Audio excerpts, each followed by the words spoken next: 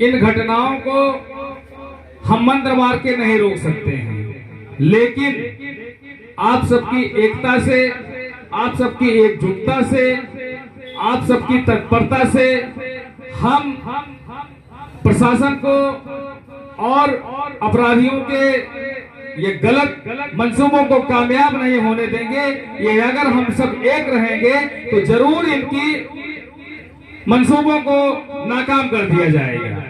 साथियों, ये घटना बहुत दुर्भाग्यपूर्ण है। 5:30 बजे कोई रात नहीं होती है और कोई फेरी का व्यापारी हो। हमसे कुछ लोगों ने कहा, सबके अपने अपने मंतव्य होते हैं कि इतना माल लेकर चलने की इनको क्या जरूरत थी। साथियों, हर कोई अपनी जवाबदेही से बचना चाहता है। एक फेरी का व्यापारी एक बार अपने घर से दुकान आवे, दुकान में अपना सारा माल स्टोर करे और उसके बाद जब उसको गांव का दूर बैठा ग्राहक, दूर बैठा कस्टमर उसको फोन करके बुलाता है कि भैया हमें इस सामान की जरूरत है, हमारे बिटिया की विदाई है, हमारी। और जब कोई भी घटना व्यापारी के साथ हो तो उसे गंभीरता से लिया जाए, उसको हल्के में न लिया जाए और व्यापारी को ही कटघरे में खड़े करने का प्रयास न किया जाए।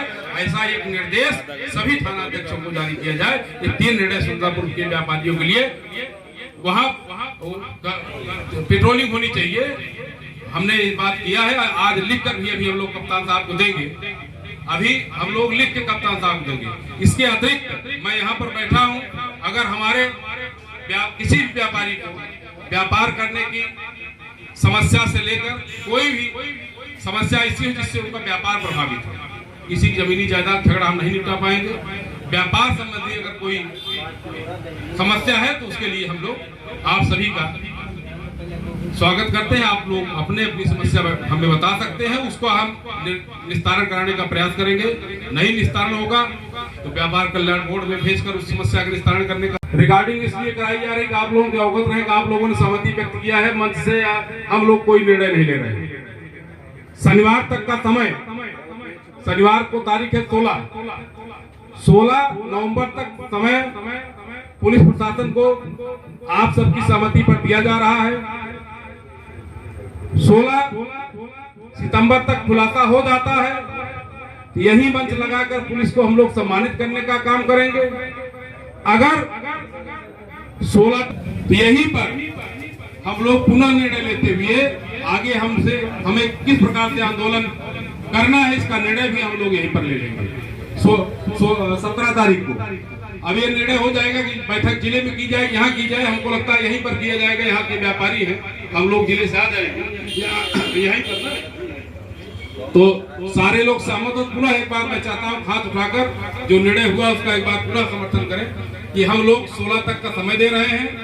17 को खुलासा हो जाएगा, इसी मंच से हम पुलिस को सम्मानित करने का काम करेंगे और खुलासा। 8 सालों में 1 दर्जन से ज्यादा मुकदमे हमारे ऊपर हैं और 2 बार हमने जेल भी काटी है और आज तक किसी का व्यक्तिगत एफआईआर मेरे ऊपर नहीं दर्ज है। दूसरों के ही हक के लिए मैं हमेशा लड़ाई करता हूँ, हमेशा उनके संघर्षों के लिए लड़ता हूँ, हमेशा उनके संघर्षों के लिए अगर चाहे जो भी करना हो, चाहे जेल जाना हो, चाहे लाठियां खानी हो, मैं तैयार रहता हूँ।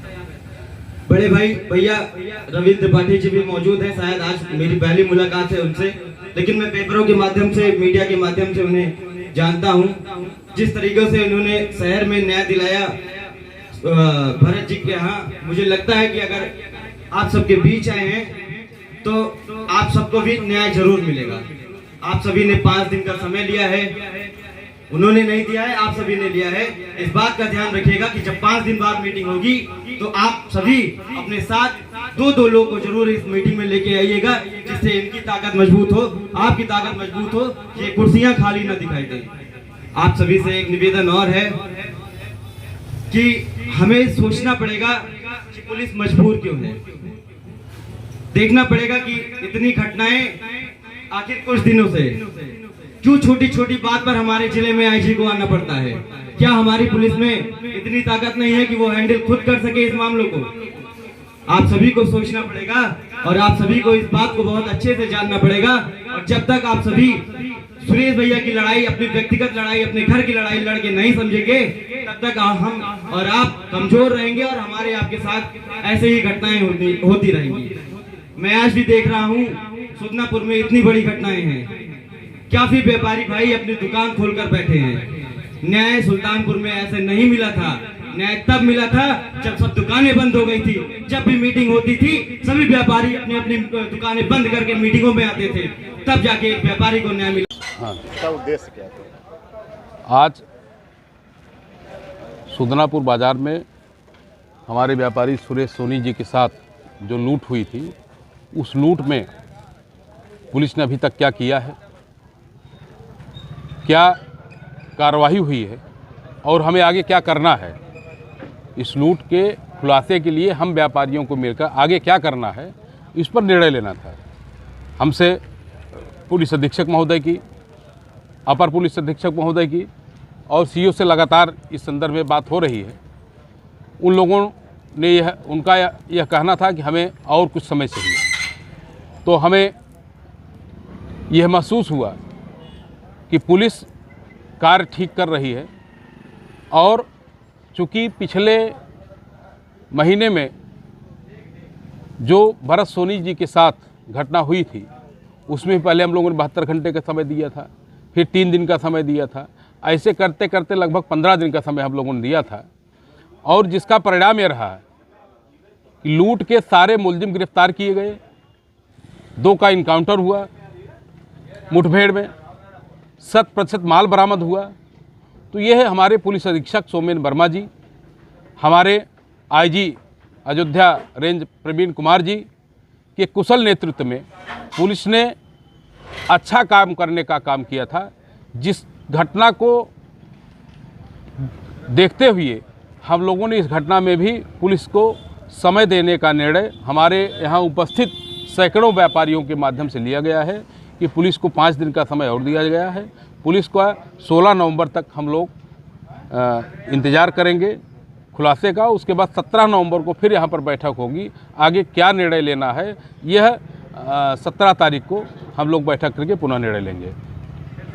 पीड़ित के अनुसार लोकल पुलिस लगातार जो है मानसिक प्रताड़ना कर रही है, इसके बारे में ऐसा आप बता रहे हैं, ऐसा कोई संज्ञान अभी तक हमसे नहीं इन्होंने बताया है, लेकिन अगर ऐसा है तो हम लोग पुलिस अधीक्षक के पास चल रहे हैं पीड़ित को लेकर, और अभी तक क्या कार्रवाई हुई है और अगर स्थानीय पुलिस इनका कोई भी पीड़ित किया होगा, कोई भी इनसे मानसिक पीड़ा पहुंचाने का प्रयास किया होगा, तो निश्चित रूप से पुलिस अधीक्षक जी से बात करके उस पर कार्रवाई कराई जाएगी। क्योंकि पुलिस व्यापारी के हित में है।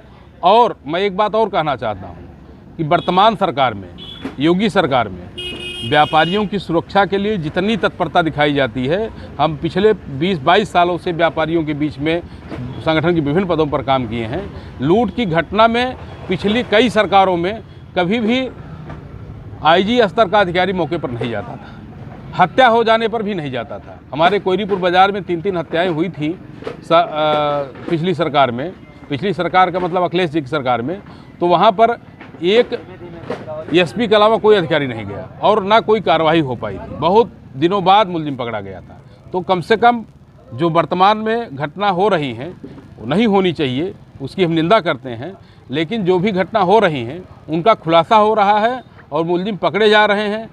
उनके कहीं पैर में गोली लग रही, इनकाउंटर हो रहा मुठभेड़ में, जो भी कानून को चैलेंज कर रहा है और व्यापारियों को उत्पीड़न करने का प्रयास कर रहा है, विशेषकर व्यापारी का, वो मुलजिम बच नहीं पा रहा है। वैसे बदमाश मारे जा रहे हैं या तो पकड़े जाकर जेल भेजे जा रहे हैं। यहाँ का व्यापारी लगातार जो है इस बाज़ार में पुलिस चौकी की स्थापना की मांग बीते कई वर्षों से कर रहा है। क्या इस दशा में या इस दिशा में आपका संगठन आगे आएगा? हमसे हमारे अध्यक्ष जी ने अभी पिछले 7 तारीख को इस मामले को रखा है। हमारे संज्ञान में 7 तारीख से आया है और 7 तारीख जैसे संज्ञान में आया, हमने फ़ोन द्वारा तुरंत कप्तान साहब को अवगत कराया और आगे इसको लेकर निश्चित रूप से आगे आने वाली 6 महीने में हमें उम्मीद है कि यहाँ पुलिस चौकी स्थापित हो जाएगी। धन्यवाद।